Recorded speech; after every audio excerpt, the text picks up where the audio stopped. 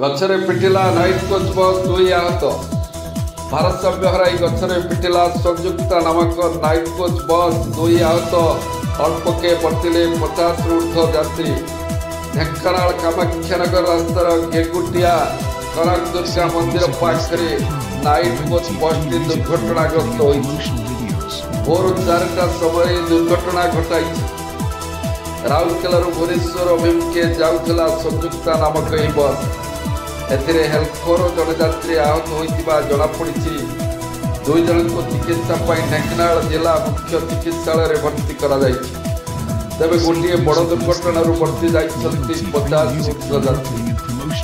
एभली घटना देखा मिली ढेंकानाल कामाक्षानगर रास्तार गेगुटिया कनक दुर्गा मंदिर पाखरे गछरे पिटिला नाइट कोच बस 2 आहत। एभली घटना देखा मिली ढेंकानाल कामाक्षानगर अंचल में जहाँकि भोर 4टा समय घटी दुर्घटना। संयुक्ता नामक एक बसटी राउरकेला भुवनेश्वर अभिमुखे जाउथला।